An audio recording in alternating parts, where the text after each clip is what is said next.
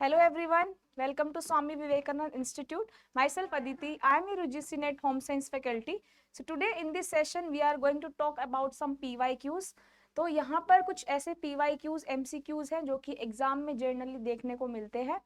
तो यहाँ पर आज हम डिस्कस करेंगे कुछ question related to your home science subject.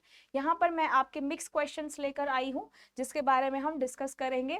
ऐसे टाइप की क्वेश्चन जिसमें assertion, reason, match the following या फिर सीक्वेंस में अरेंज करना, ऐसे टाइप के क्वेश्चंस आपको जनरली देखने को मिलते हैं एग्जाम्स में. तो how to attempt these types of question, कैसे ये क्वेश्चंस अटेम्प्ट करने हैं, कैसे इनका मेथड होता है, कौन कौन से हम ट्रिक्स अप्लाई करते हैं टू नेग्लेक्ट द ऑप्शंस, कैसे कैसे हम इनको अटेम्प्ट करते हैं, आइए यहाँ पे सीखते हैं और कुछ क्वेश्चंस को सॉल्व करते हैं. तो here the first question is what are the objective to release food pyramid in 2002. जो फूड पिरामिड आया था 2002 में, उसका ऑब्जेक्टिव क्या था. यहाँ पर आपको ऑब्जेक्टिव बताना है कि जो फूड पिरामिड आया था, फूड पिरामिड जो बना था, उसका ऑब्जेक्टिव क्या है. अब ऑब्जेक्टिव क्या होगा यहाँ पे, प्रिवेंट ओबेसिटी, ओबेसिटी को प्रिवेंट करने के लिए, इम्प्रॉपर न्यूट्रिशन, क्रोनिक डिजीज, या फिर ऑल ऑफ दीज. तो यहाँ पे क्या ऑप्शन आएगा, आपको कौन कौन से ऑब्जेक्टिव मिले थे जब फूड पिरामिड आया था. तो ये जो फूड पिरामिड था, यहाँ पर क्या था कि इसमें जनरली आपके पास सारे टाइप के न्यूट्रिएंट्स इन्वॉल्व थे, जिसमें यहाँ पे different different food groups involve होते हैं. तो यहाँ पे जब different different food groups involve हो रहे हैं, मतलब उसमें क्या है, सारे टाइप के न्यूट्रिएंट्स यहाँ पर मिल रहे हैं. तो इस केस में जो फूड पिरामिड आया था, उधर क्या था कि यहाँ पर फूड जो ग्रुप्स इन्वॉल्व हो रहे हैं, अब यहाँ पर जैसे लोग आपको हाई टू लो फूड्स मिलते हैं कि फैट वाले फूड्स को कम कंज्यूम करो, जिसमें प्रोटीन ज़्यादा है वो ज़्यादा कंज्यूम करो. तो ऐसे टाइप के फूड्स जो आते हैं वो आते हैं फूड पिरामिड में. अब जब मैं फूड पिरामिड की बात करूँ तो यहाँ पर कौन कौन से ऑब्जेक्टिव्स थे फूड पिरामिड में. सबसे पहले जब फूड पिरामिड बना तो यहाँ पे क्या है, अब सारे ही ग्रुप्स इन्वॉल्व हो रहे हैं. जब यहाँ पे सारे ग्रुप्स इन्वॉल्व हो रहे हैं तो क्या ओबेसिटी होगी. अगर आप यहाँ पर ग्रीन लीफी वेजिटेबल्स का या फिर ऐसे सब सब्जियां खाओगे या फिर ऐसा फूड ग्रुप चूज करोगे जिसमें फैट कम है, तो वहां पे ओबेसिटी प्रिवेंट होगी. अगर यहाँ पे आपको प्रॉपर न्यूट्रिशन नहीं मिल रहा है तो आप उस फूड ग्रुप में कौन सा ग्रुप चूज करोगे जिसमें सारे न्यूट्रिएंट्स हो, जैसे ग्रीन लीफी वेजिटेबल्स हो गया, मिल्क प्रोडक्ट्स हो गया, आपका मीट प्रोडक्ट्स हो गया. तो यहाँ पर क्या है, इम्प्रॉपर न्यूट्रिशन को ध्यान में रखते हुए भी फूड पिरामिड जो है वो रिलीज हुआ. Next, chronic disease. अगर आप अच्छे अमाउंट में न्यूट्रिशन लोगे, माइक्रो मैक्रो न्यूट्रिएंट्स की फुलफिलमेंट हो जाएगी आपकी बॉडी में, तो वहां पर क्या है, चांसेस नहीं होंगे ना क्रोनिक डिजीज के ना कोई भी डिजीज के. तो इस केस में क्या है, यहाँ पर इन्हीं सभी फैक्टर्स को ध्यान में रखते हुए फूड पिरामिड को रिलीज किया इन 2002. तो ये सारे फैक्टर्स थे फूड पिरामिड रिलीज के. अब जो सेकंड क्वेश्चन है, that is what type of diet is given just after the extraction of teeth. जब हमने टीथ को निकलवाया, एकदम से क्या हुआ, जस्ट आफ्टर एक्सट्रैक्शन, दांत निकलवाने के बाद कौन से टाइप की डाइट जो है वो दी जाती है. तो कौन से टाइप की डाइट दी जाती है, यहाँ पे ट्यूब फीडिंग करते हैं, ट्यूब फीडिंग करते हैं, फ्लूइड डाइट देते हैं, सॉफ्ट डाइट देते हैं, या फिर नन ऑफ दीज. तो इस केस में कैसे दी जाती है, जो ट्यूब फीडिंग होती है, जो ट्यूब फीडिंग होती है ये जनरली इंजरी के बाद दी जाती है. जैसे मान लो किसी को इंजरी हो गई या फिर किसी का सर्जरी हुई है, तो उस केस में क्या है, यहाँ पे मान लो किसी की सर्जरी हुई है, तो उस केस में क्या है, नाक से ट्यूब लगाई जाती है और डायरेक्ट जो कि स्टमक में जाता है, तो वहां पे हम लिक्विड डाइट जनरली देते हैं. तो इस केस में जो ट्यूब फीडिंग है वो देते हैं दांत निकालने के बाद. फ्लूइड डाइट देते हैं, फ्लूइड डाइट को जिसको हम लिक्विड डाइट भी बोलते हैं. सॉफ्ट डाइट देते हैं जिसमें आपका सेमी लिक्विड भी हो सकता है, या फिर नन ऑफ दीज. तो यहाँ पे जब हमने टूथ एक्सट्रैक्शन किया है, टूथ निकलवाया है, तो उस केस में ट्यूब फीडिंग तो नहीं कर सकते, फ्लूइड डाइट देते हैं ना कि सॉफ्ट डाइट, क्योंकि हमने जस्ट अभी क्या करा है, टूथ निकलवाया है. हाँ, अगर उसको निकलवाए 1 दिन हो गया, 2 दिन हो गया, तो उस केस में कौन सी डाइट दी जाती है, सॉफ्ट डाइट भी वहां पर हम दे सकते हैं. लेकिन जस्ट आफ्टर एक्सट्रैक्शन तो कौन सी डाइट दी जाती है, लिक्विड डाइट यहाँ पर दी जाती है. तो this is the second question. Now third question here is the primary reason for parboiling, parboiling का प्राइमरी रीजन क्या है? पार बॉइलिंग आप जनरली ग्रेन्स सीरियल्स में देखने को मिलती है पार बॉइलिंग। तो पार बॉइलिंग है जनरली किस में मिलेगी? आपके सीरियल्स में, पल्सेस में। अब यहाँ पे पार बॉइलिंग में क्या होता है? पार बॉइलिंग में हम जनरली उनकी जो स्टार्च है उसकी प्रॉपर्टीज को एनहांस करते हैं, ठीक है। मतलब हम क्या कर रहे हैं, at a very high temperature हम उसमें कंडीशनिंग कर रहे हैं, उसको पार बॉइल कर रहे हैं, दोबारा से बॉइलिंग कर रहे हैं, हीटिंग प्रोवाइड कर रहे हैं। तो अब ये क्यों करते हैं? ताकि जो चावल है वो वाइट हो जाए, या फिर उसका जो कुकिंग टाइम है वो अच्छा हो जाए, न्यूट्रिएंट्स को कंजर्व करने के लिए करते हैं, या फिर जिलेटिनाइजेशन वहां पर अच्छे से हो। तो यहाँ पे जिलेटिनाइजेशन का मतलब क्या होता है? What is gelatinisation? जिलेटिनाइजेशन का मतलब क्या होता है?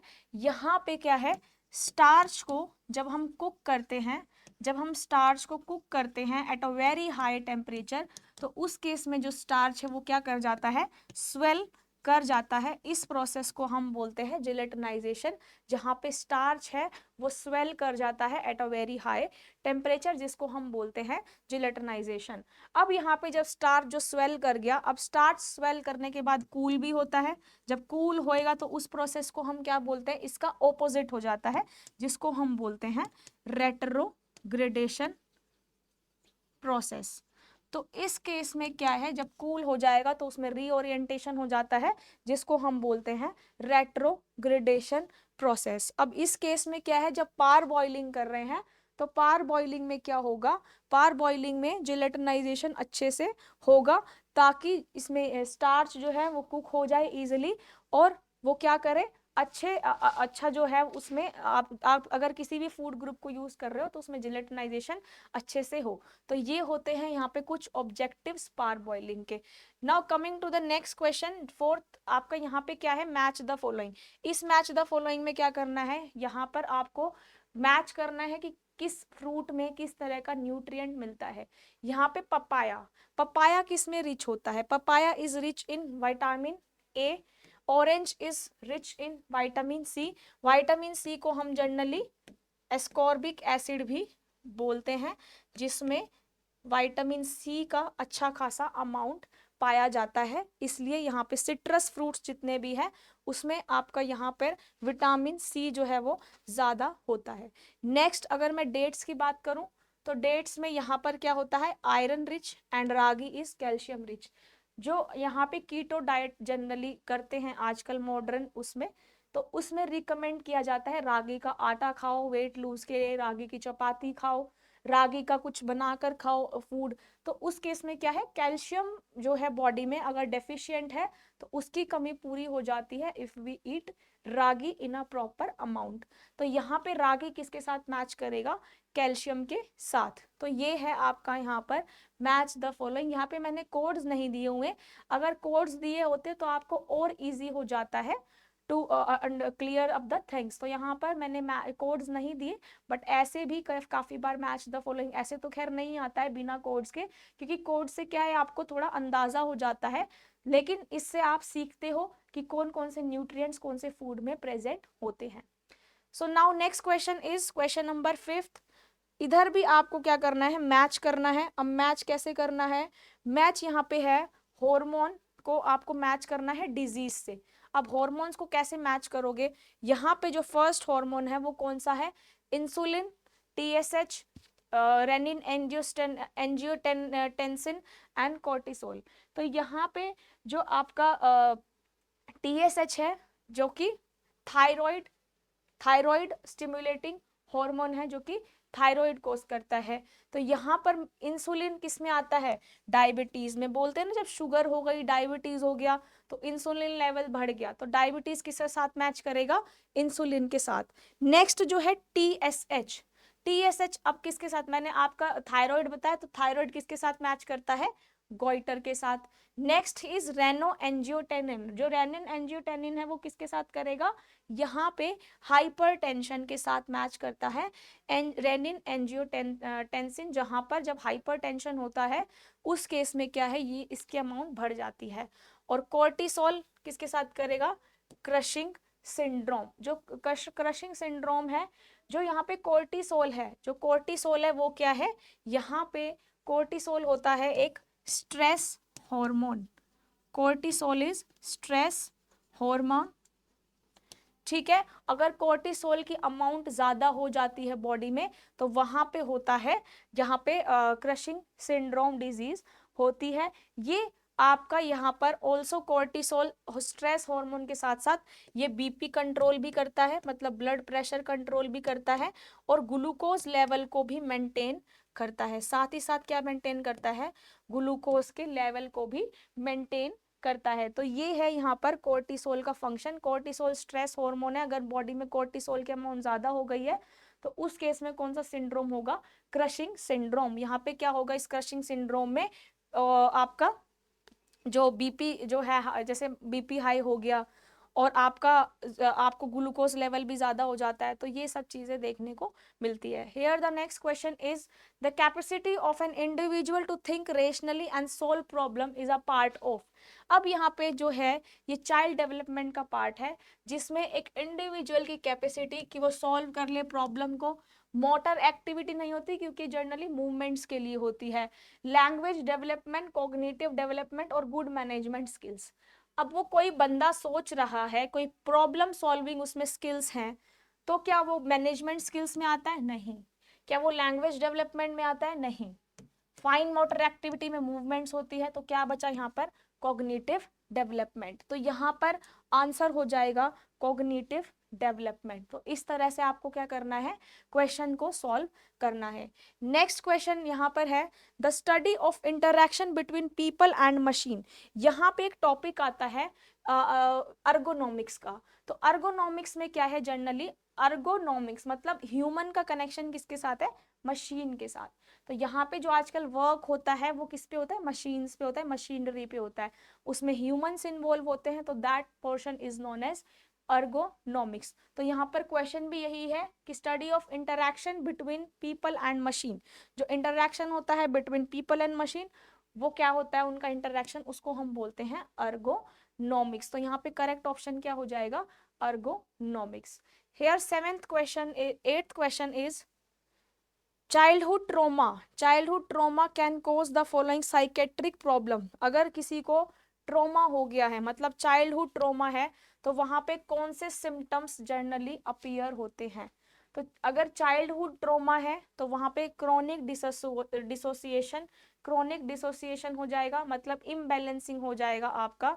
और नेक्स्ट जो है यहाँ पर पीटीएसडी, यहाँ पे जो क्रोनिक आपका जो पीटीएसडी है और क्रोनिक डिसोसिएशन है, तो क्रोनिक डिसोसिएशन में क्या होता है, आपका जो मेमोरीज है और आइडेंटिटी, जैसे आप किसी को पहचान रहे हो या किसी को मेमोराइज कर रहे हो, तो उसके बीच में डिसकनेक्शन हो जाता है।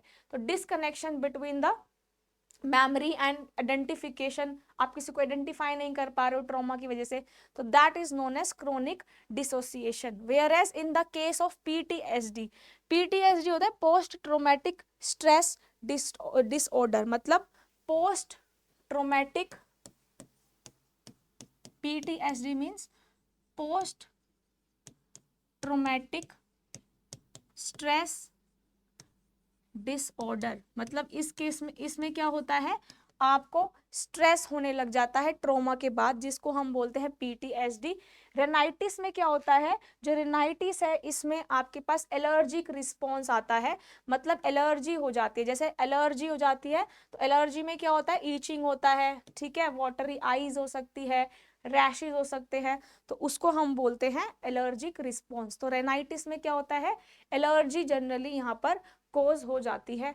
नेक्स्ट डिप्रेशन, तो यहाँ पर ऑप्शन क्या आंसर आएगा, जो यहाँ पे आपका चाइल्डहुड ट्रोमा है, तो अगर किसी को चाइल्डहुड ट्रोमा हो गया तो कौन कौन से सिम्टम्स जनरली देखने को मिलते हैं। तो यहाँ पर ऑप्शन आएगा क्रोनिक डिसोसिएशन होता है, ठीक है, पीटीएसडी भी होता है, स्ट्रेस। यहाँ पे रेनाइटिस नहीं होता क्योंकि ट्रोमा का आपका इन्फेक्शन से या फिर एलर्जी से कोई वास्ता नहीं है। देखो अब यहाँ पे क्या है, चाइल्डहुड ट्रोमा हो रहा है, तो चाइल्डहुड ट्रोमा से क्या रेनाइटिस होगा, एलर्जी कुछ होगा बॉडी में, नहीं होगा ना, कोई एलर्जिक रिस्पॉन्स नहीं आएगा। तो इस केस में ऑप्शन क्या करेक्ट हो जाएगा, यहाँ पे ऑप्शन डिप्रेशन करेक्ट हो जाएगा। तो A, B and D is the correct answer, क्योंकि यहाँ पर रेनाइटिस का कोई भी रिलेशन नहीं है ट्रोमा से। ट्रोमा में आपको डिप्रेशन होता है, स्ट्रेस होता है, आपका ये वाला क्रोनिक डिसोसिएशन होता है, मतलब मेंटल एबिलिटी, आप किसी को आइडेंटिफाई नहीं कर पा रहे हो, तो वो सब चीज में डिसकनेक्शन हो जाता है, दैट इज क्रोनिक डिसोसिएशन। तो यहाँ पे option number A, B and D is the correct answer. Now question number 9 जो है उसको अरेंज करना है चीज मेकिंग प्रोसेस में। ये मैंने जब आपको चीज मेकिंग प्रोसेस समझाया था उसमें मैंने आपको सारे स्टेप्स बताए थे कि कैसे चीज की मैन्युफैक्चरिंग होती है। अब कैसे होती है चीज की मैन्युफैक्चरिंग? सबसे पहले यहाँ पे क्या करा जाता है, सबसे पहले यहाँ पे पेस्चराइजेशन किया जाता है। तो यहाँ पे जब पेस्चराइजेशन होता है तो पेस्चराइजेशन में क्या होता है, हीट करते हैं हम मिल्क को at a very high temperature. तो इसमें सबसे पहले क्या होगा, पेस्चराइजेशन होगा, जहां पे मिल्क को at a very high temperature boil किया जाता है। जब मैंने आपको फूड प्रिजर्वेशन में पेस्चराइजेशन पढ़ाया था तो उसमें पेस्चराइजेशन में हमने डिफरेंट डिफरेंट मेथड्स पढ़े थे, different different time temperature combinations पढ़े थे। तो इसी तरह से सबसे पहले जब हम चीज बनाते हैं तो उस केस में सबसे पहले यहाँ पे पेस्चराइजेशन किया जाता है। उस पेस्चराइजेशन के बाद क्या करते हैं, पेस्चराइजेशन, अब देखो यहाँ पे क्या है, ये वाला ऑप्शन तो नहीं है क्योंकि पहले क्या है पेस्चराइजेशन। अब यहाँ पे या तो ऑप्शन नंबर ए होगा या फिर ऑप्शन नंबर सी होगा। तो इस केस में क्या आएगा, अब यहाँ पे पेस्चराइजेशन है। सेकंड पॉइंट में क्या है, सेकंड पॉइंट में है यहाँ पर चेदार। अब यहाँ पर एक में तो आपको कर्ड फॉर्मेशन दे रखा है और एक में दे रखा है, दूसरे में भी कर्ड फॉर्मेशन दे रखा है। तो हाँ, पेस्चराइजेशन के बाद क्या होता है, कर्ड फॉर्मेशन होता है, जिसमें क्या होता है, कर्डलिंग ऑफ मिल्क जिसको हम बोलते हैं, जिसमें हम क्या स्टार्टर कल्चर ऐड करते हैं। उस स्टार्टर कल्चर ऐड करने के बाद रेनेट एंजाइम डाला जाता है ताकि जो केजिन प्रोटीन है वो क्या हो, कोएगुलेट हो जाए।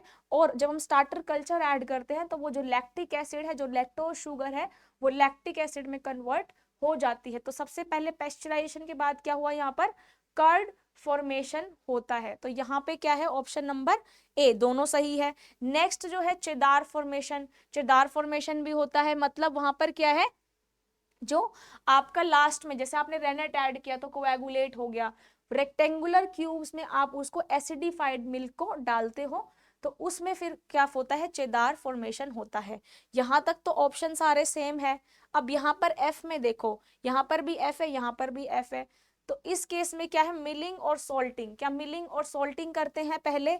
हाँ, उसके बाद क्या होता है, यहाँ पर मिलिंग या फिर सॉल्टिंग करी जाती है, जिसमें हम क्या करते हैं, सॉल्टिंग में चीज में सॉल्ट्स को ऐड करते हैं, मतलब NaCl को ऐड करा जाता है to enhance the taste and texture properties of the cheese. तो इसमें क्या हो गया, मिलिंग और सॉल्टिंग हो गया। नेक्स्ट अब यहाँ पर एक डिफरेंस है, इधर ED का डिफरेंस है और इधर DE का डिफरेंस है। तो यहाँ पर जो ED और DE का डिफरेंस है उसमें क्या आएगा, यहाँ पर डी पहले आएगा कि ई पहले आएगा? अब देखो यहाँ पे पहले राइपनिंग करते हैं या पहले मोल्डिंग करेंगे? पहले मोल्डिंग करेंगे ना, उसके बाद ही तो राइपनिंग करते हैं।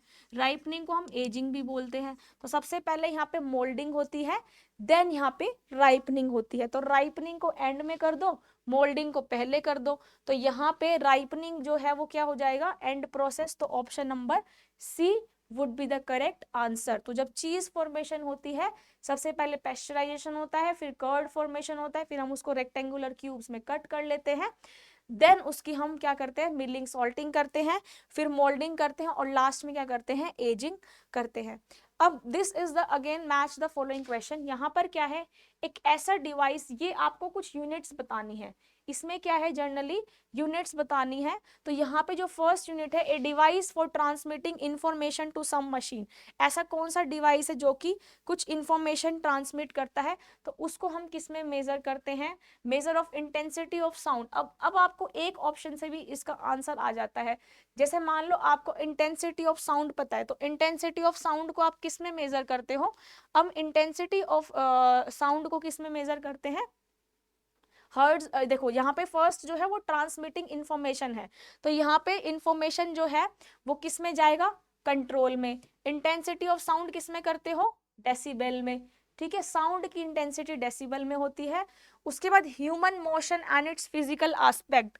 तो यहाँ पे जो ह्यूमन मोशंस होते हैं उनको हम क्या बोलते हैं, बायो मैकेनिक्स बोलते हैं। और यहाँ पे क्या है, measurement of frequency of sound, frequency को किस में मेजर करते हैं, हर्ट्ज में करते हैं।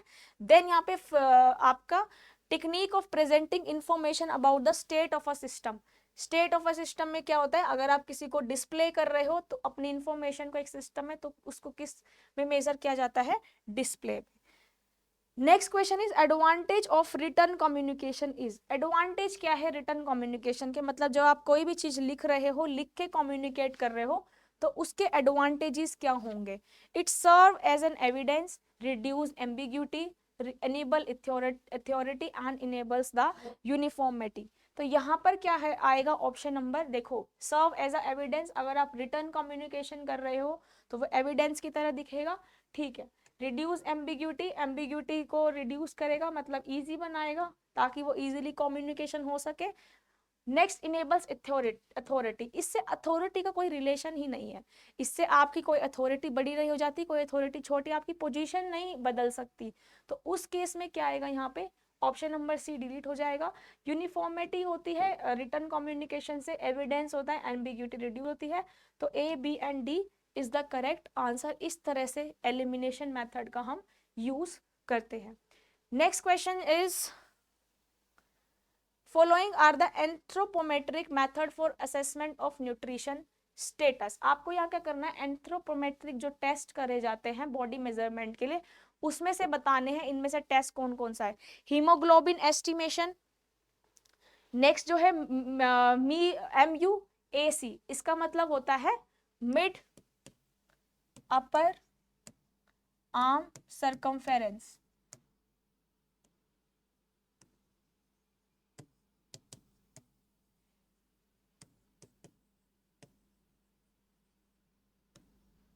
Next is waist hip ratio, urinary iodine measurement या बॉडी मास इंडेक्स।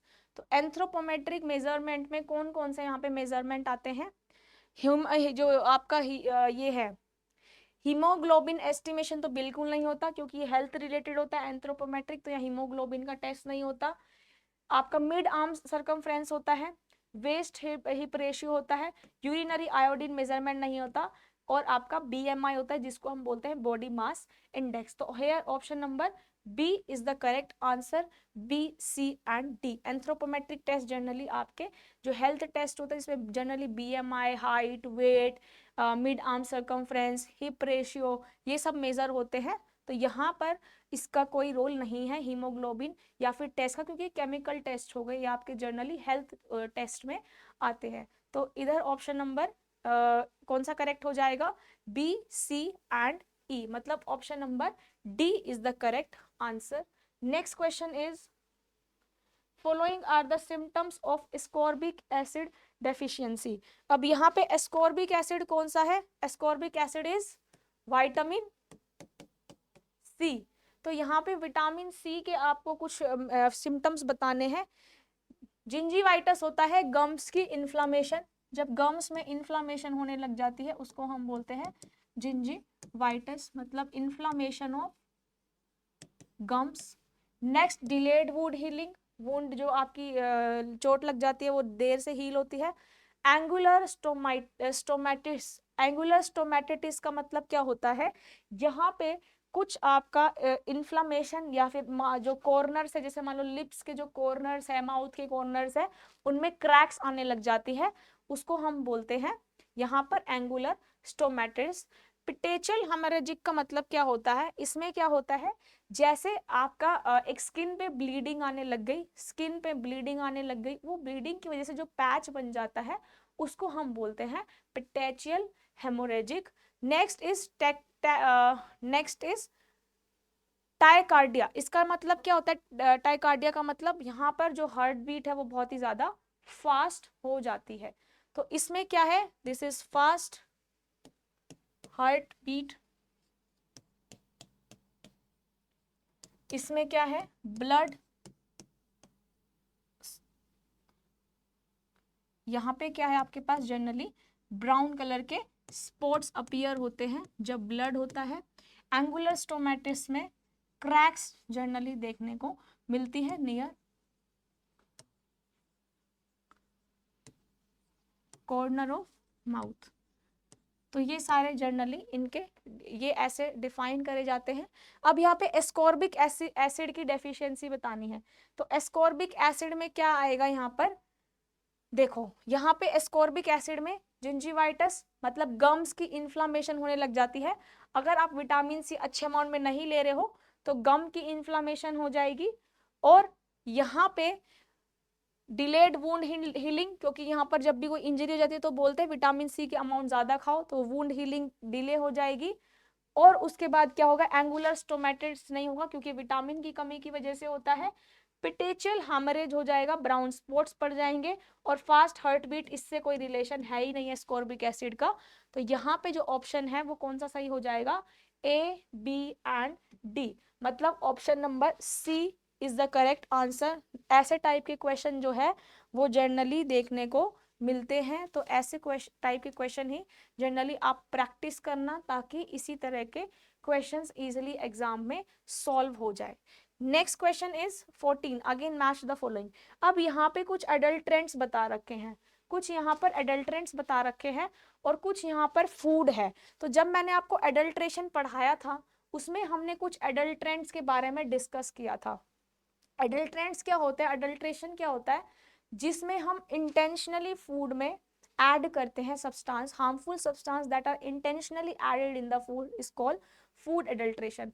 तो यहाँ पे हम जनरली पेपर में जो काली मिर्च होती है उसमें किस तरह का एडल्ट्रेशन करते हैं, जनरली पेपर का हम करते हैं पपाया सीड से, क्योंकि जो काली मिर्च है उसके दाने कैसे दिखते हैं, पपाया सीड जैसे दिखते हैं, इसलिए जो एडल्ट्रेशन होता है वो कैसा होता है, आपका पपाया सीड जैसा होता है। चिली पाउडर में क्या करते हैं, चिली पाउडर में जनरली हम यहाँ पे ब्रिक पाउडर यूज करते हैं, क्योंकि ब्रिक पाउडर भी रेड कलर का होता है और चिल्ली पाउडर भी रेड कलर का होता है। तो जनरली चिल्ली पाउडर में हम ब्रिक जो पाउडर है वो एडल्ट्रेट कर देते हैं। नेक्स्ट जो है यहाँ पर दैट इज टर्मरिक। अब टर्मरिक का कलर कैसा होता है, येलो होता है। अब येलो होता है तो उसमें हम जनरली कैसे टाइप का एडल्ट्रेशन करते हैं, मेटालिन येलो। तो इसमें मेटालिन येलो पाउडर का यूजुअली यूज किया जाता है as a adulterant. Coriander powder में काउडंग पाउडर डालते हैं। तो इसी तरह से हम कुछ, जब मैंने आपको एडल्ट्रेशन पढ़ाया था वो सारे मैंने एक लिस्ट दी थी आप लोगों को जिसमें सारे एडल्ट्रेंट्स मेंशन थे। तो वो सारे एडल्ट्रेंट्स हम जनरली हमें देखने को मिलता है फूड में, जो कि एक परमिसिबल लिमिट तक भी नहीं डालते, वो फूड की क्वालिटी को खराब ही करता है। जनरली आपने देखा होगा जो ओपन शॉप पे ऐसे मसाले या मसाले रखे रहते हैं, जो ओपन स्पेसेस में स्पाइसेस रखे रहते हैं, उनमें जो जिसमें FSSAI का टैग नहीं होता या फिर किसी भी सर्टिफिकेशन टैग नहीं होता, तो उस केस में जनरली जो है वो एडल्ट्रेटेड होते हैं। अगर मान लो आप हल्दी देखोगे ना उनकी, तो हल्दी भी उसमें अलग ही तरह का कलर होएगा क्योंकि उसमें मेटालिन येलो जो पाउडर आता है उसके साथ मिक्सिंग करी होती है। काफी बार आपको चावल या फिर उसमें फिजिकल कंटामिनेशन भी मिलती है, ग्रिड्स आ गए, पत्थर आ गया, कंकड़ आ गया, तो उसमें क्या है वो फिजिकल कंटामिनेशन में आता है। That is different from adulteration. Adulteration में क्या कर रहे हैं, मिलावट कर रहे हैं। तो ये है कुछ कुछ आपके एग्जांपल्स जिसमें एडल्ट्रेशन करी जाती है। Now 15 question is ascorbic acid is essential for maintaining the following function. Again यहाँ पे ascorbic acid क्या है, विटामिन सी। अब जो यहाँ पर ascorbic acid है वो कैसे एक्ट करता है, अब ascorbic acid करता है collagen formation, act as a coenzyme, blood clotting, act as an antioxidant और act as an reducing agent. तो यहाँ पे क्या है, जो ascorbic acid है वो कैसे एक्ट करता है, यहाँ पे कोलेजन फॉर्मेशन में हेल्प करता है, हाँ करता है कोलेजन फॉर्मेशन में हेल्प। एक्ट एज अ, यहाँ पे देखो अब ए है, ए अब देखो यहाँ पर क्या है, रिड्यूसिंग एजेंट तो एक्ट नहीं करेगा। मैंने जब बताया था आपको विटामिन सी सबसे अच्छा एंटीऑक्सीडेंट होता है, तो एंटीऑक्सीडेंट अच्छा होता है। अब यहाँ पे एंटीऑक्सीडेंट डी ऑप्शन में है, तो इसमें भी है डी, इसमें भी है डी, इसको डिलीट कर दो, इसमें डी है, इसमें ई है तो ये भी डिलीट हो जाएगा क्योंकि रिड्यूसिंग एजेंट की तरह एस्कॉर्बिक एसिड मतलब विटामिन सी जो है वो काम नहीं करता। अब ऑप्शन में यहाँ पे दो डिलीट हो गए। अब यहाँ पर देखो ए बी एंड डी, यहाँ पे भी ई है तो ये भी डिलीट हो गया, तो ऑप्शन क्या बचा, ए। अब यहाँ पे कैसे एक्ट करता है vitamin C, collagen formation, act as a coenzyme and act as a antioxidant. Blood clotting नहीं करता क्योंकि ब्लड क्लोटिंग के लिए विटामिन के रिस्पॉन्सिबल होता है। अब यहाँ पे कोएंजाइम की तरह एक्ट कर रहा है, तो जब विटामिन सी कोएंजाइम की तरह एक्ट करेगा तो उस केस में क्या होगा, जो आपका ये है कोएंजाइम है वो उसमें क्या करता है, जो कोलेजन होता है उनकी हाइड्रोक्सिलेशन कर देता है। जब हम एंजाइम कोएंजाइम्स के बारे में पढ़ते हैं कि कोई आपका विटामिन कैसे कोएंजाइम की तरह एक्ट करते हैं, तो जनरली उसमें तो हाइड्रोक्सिलेशन होती है या फिर कार्बोक्सिलेशन होती है। तो इस केस में क्या होगा, जनरली हाइड्रोक्सिलेशन होगी किसकी, कोलेजन फाइबर्स की, क्योंकि एस्कॉर्बिक एसिड कहाँ एक्ट करता है, कोलेजन फाइबर्स पे। तो ये क्या करेगा, जो कोलेजन फाइबर्स है उनकी क्या कर देगा, हाइड्रोक्सिलेशन ऑफ कोलेजन रेजिड्यूज। जो कोलेजन के रेजिड्यूज होंगे या जो कोलेजन फाइबर्स होंगे उनको क्या कर देगा, हाइड्रोक्सिलेशन कर देगा। तो इसको हम बोलते हैं कोएंजाइम। एस्कॉर्बिक एसिड ऐसे काम करता है एज अ कोएंजाइम। तो option number A, B and D is the correct answer. Now coming to the 16 question, kwashiorkor child shows oedema of lower limbs. Oedema का मतलब होता है स्वेलिंग, एडीमा इज स्वेलिंग। और जो क्वाशिरकोर होता है वो जनरली प्रोटीन की डेफिशिएंसी की वजह से होता है। जो क्वाशिरकोर होता है वो प्रोटीन की डेफिशिएंसी की वजह से होता है। जनरली उसमें कैसे सिम्टम्स देखने को मिलते हैं, या तो स्वेलिंग होने लग जाती है लोअर लिम्स पे, डायरिया होने लग जाता है, स्टंटेड ग्रोथ होने लग जाती है। तो ये सारे क्वाशिरकोर के सिम्टम्स हैं। तो यहाँ पे असर्शन में दिया हुआ है कि kwashiorkor child shows oedema of lower limbs. क्या लोअर लिम्स में एडीमा स्वेलिंग हो जाती है, हो जाती है, क्योंकि इसका सिम्टम्स ही एडीमा का है सबसे पहले। Next, kidneys are not able to excrete sodium thus causing water retention. यहाँ पे किडनी का कोई रोल ही नहीं है, क्योंकि वो लिम्स पे जनरली देखने को मिलता है। किडनी क्वाशिरकोर से इफेक्ट नहीं होती यूजुअली। तो यहाँ पे क्या आएगा, ऑप्शन नंबर ए सही है, बट रीजन जो है वो गलत है। यहाँ पे kidney not able to excrete sodium thus causing water retention, तो यहाँ पे कोई रोल ही नहीं है क्वाशिरकोर का। तो ऑप्शन नंबर ए मतलब असर्शन सही है, बट जो रीजन है वो क्या है, गलत है। तो यहाँ पे option number D is the correct answer. Now coming to the question number 17, which food is not allowed in clear liquid diet. कौन सा फूड है जो कि क्लियर लिक्विड डाइट में आपको नहीं दिया जाता। तो कौन सा ऐसा फूड है, black T, milk, coconut water या कार्बोनेटेड बेवरेजेस। तो इस केस में जो फूड नहीं दिया जाता क्लियर लिक्विड डाइट में, मतलब सिर्फ आपको बिल्कुल प्योर लिक्विड देना है, तो इसमें क्या करना है, milk, coconut water, black T and carbonated beverages. तो इस केस में जो आपको क्लियर लिक्विड डाइट में ये सारे फूड दिए जाते हैं एक्सेप्ट मिल्क, क्योंकि यहाँ पे मिल्क क्या है, milk is the high residue food, तो इसलिए यहाँ पे जो मिल्क है वो नहीं दिया जाता। Rest 3 drinks, black tea, coconut water and carbonated beverages हम प्रोवाइड कर सकते हैं, क्योंकि मिल्क जो है वो हाई रेसिड्यू फूड है। Now coming to the question number 18, यहाँ पे symptoms of kidney failure. Kidney failures के सिम्टम्स क्या क्या होते हैं, जब किडनी फेल हो जाती है तो यहाँ पे क्या क्या सिम्टम्स होते हैं। यहाँ पे GFR का मतलब है ग्लोम्युलर फिल्ट्रेशन रेट।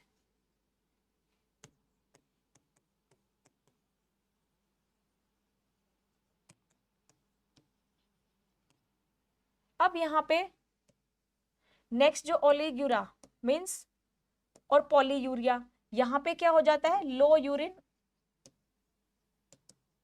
यहाँ पे एक्सेस या फिर फ्रीक्वेंट यूरिनेशन।